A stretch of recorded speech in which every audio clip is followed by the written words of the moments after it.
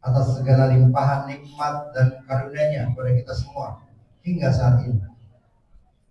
Begitu banyak nikmatnya hingga tak terhitung. Lantas nikmat mana lagi yang akan kita dustakan? Fabi ayyi ala rabbikuma tukadziban.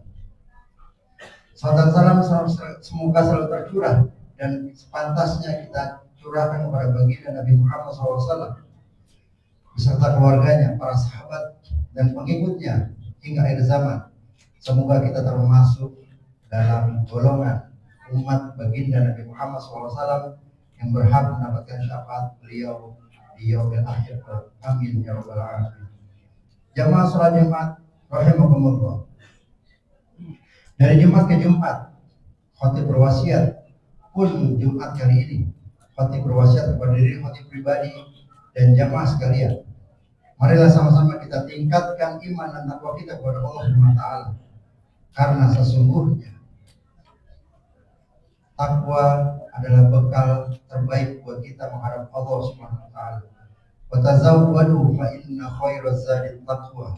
Dan berbekalah kalian dan sebaik-baik bekal adalah ketakwaan. Jamaah sholat Jumat rahimakumullah. Hari demi hari berganti tak terasa. Kita sudah berada di tahun baru Islam 1447 Hijriah. Allah panjangkan umur kita. Allah beri nikmat sehat, bisa beribadah, bisa mengingatnya sampai detik ini. Allah panjangkan umur kita untuk senantiasa bisa terus memperbaiki diri, terus berbuat baik dalam rangka bisa menghadap Allah SWT nanti dengan membawa bekal yang cukup. Jamaah sholat Jumat rahimahumullah. Tentunya di tahun baru Islam yang baru ini masuk ke pertengahan bulannya. Mari sama-sama coba kita renungkan kembali bahwasanya salah satu hikmah tahun baru Islam, tahun baru Hijriah dimulai dengan 1 Muharram dengan semangat hijrah Nabi dan para sahabatnya dari Mekah ke Yathrib atau Madinah saat itu yang diperingati setiap tahun dan semangatnya terus dibawa hingga saat ini. Semangat perbaikan, semangat menjadi lebih baik dan terus baik sampai Allah memanggil kita. Ini selaras sesuai dengan semangat istiqomah dalam kebaikan. Izinkan khatib pada kesempatan yang berbahagia ini menyampaikan sebuah hadis yang singkat, padat, jelas dan dalam hadis Arba'in An-Nawawiyah, hadis ke-12. An Abi Amr Sufyan bin Abdullah As-Saqafi radhiyallahu anhu qala qultu ya Rasulullah qul li fil islami qawlan la as'alu anhu ahadan ghairuka qala qul amantu billahi tsumma istaqim. Rawahu Muslim. Dari Abu Sufyan, dari Abu Amr Sufyan bin Abdullah As-Saqafi radhiyallahu anhu, beliau berkata, wahai Rasulullah, katakanlah kepadaku perkataan tentang Islam yang aku tidak akan bertanya kepada selain engkau. Rasulullah SAW menjawab, bersabda, katakanlah aku beriman kepada Allah, kemudian istiqomah. Jamaah sholat Jumat rahimahumullah. Hadis ini termasuk Jawami'ul Kalim, hadis yang ringkas, padat, tapi penuh makna. Para ulama menjelaskan ada beberapa hikmah dari hadis ini, yaitu tentang bagaimana sahabat Nabi ini Abu Amr bertanya kepada Nabi tentang Islam, perkataan dalam Islam, qaulan fil Islam, yang beliau tidak bertanya selain kepada baginda Nabi Muhammad SAW. Pertanyaan tentang perkara agama, perkara syariat yang ditanyakan kepada baginda Nabi Muhammad SAW, yaitu beriman kepada Allah, kemudian istiqomah. Jamaah sholat Jumat rahimakumullah. Paling tidak ada beberapa pelajaran yang bisa kita ambil, hikmah dari hadis tentang istiqomah ini. Yang pertama adalah makna istiqomah itu sendiri. Rasulullah SAW bersabda, "Qul amantu billahi tsumma istaqim." Pesan kepada Abu Amrah adalah beriman kepada Allah kemudian istiqomah. Makna istiqomah menurut Abu Bakar radhiyallahu anhu adalah bahwasanya istiqomah adalah beriman kepada Allah teguh dalam keyakinan dan tidak menyekutukannya. Sementara Imam Ibnu Katsir menyatakan bahwasanya istiqomah adalah mengatakan Tuhan kami, Rabb kami adalah Allah, kemudian berpegang teguh hingga mati.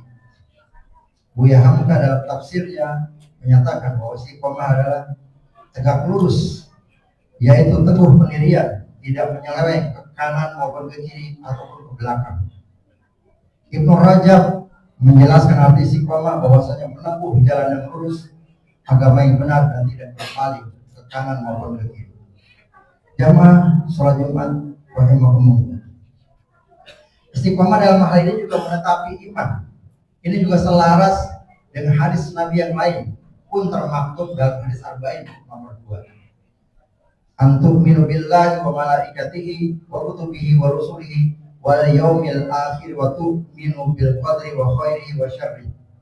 Yaitu beriman kepada Allah, pada malaikatnya, kitab-kitabnya, rasulnya, hari akhir, dan beriman kepada takdir Allah, baik takdir yang baik maupun yang buruk. Hadis riwayat Muslim. Jamaah sholat Jumat rahimakumullah. Pelajaran yang kedua, bahwasanya sesungguhnya istiqomah itu sungguh amat berat, amat berat. Oleh karenanya dalam riwayat para sahabat bertanya, "Wahai Rasulullah, mengapa rambutmu tiba-tiba berubah?" Kemudian Nabi SAW menjawab, "Sayyibatni hurun wa akhwatuha." Sesungguhnya rambutku berubah karena surat Hud dan kawan-kawan. Dalam tafsir fi Al-Quran, saya itu menjelaskan surat Hud yang dimaksud yang membuat Nabi Muhammad SAW tumbuh ubannya atau muncul ubannya ada surat Hud ayat 112, yaitu yang berbunyi, "A'udzubillahi minasyaitonirrajim. Bismillahirrahmanirrahim. Fastaqim kama umirta wa man taba ma'aka wa la tadhghaw innahu bima ta'maluna basir."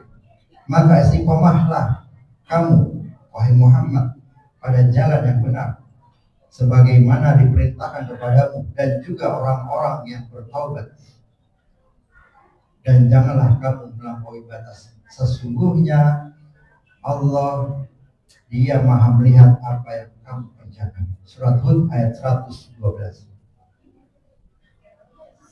Istiqomah begitu berat sehingga Nabi muncul atau tumbuh ubannya.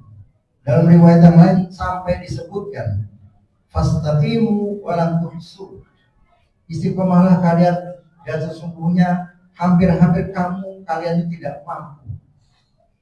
Walaupun hadisnya demikian, tapi sesungguhnya istiqomah diperintahkan kepada kita semuanya, tidak hanya kepada Nabi Muhammad SAW. Dan karena begitu besarnya, beratnya istiqomah dalam kebaikan, menetapi iman, menetapi kebaikan, maka kesimpulan atau pelajaran dari hadis ini yang ketiga adalah istiqomah ganjarannya surga. Dalam firman Allah SWT dalam surat Fussilat ayat ke-30, "A'udzubillahi minasyaitonirrajim. Bismillahirrahmanirrahim. Innal ladzina qalu rabbuna Allah tsumma istaqamu tatanazzalu 'alaihimul malaikatu alla takhafu wa la tahzanu wa abshiru bil jannati allati kuntum tu'adun."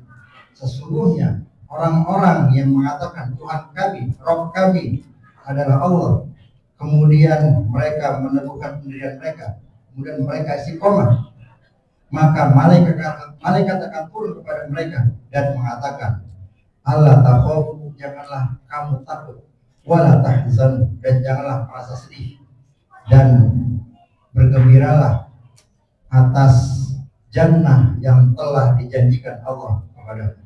Surat Fussilat ayat ke-30.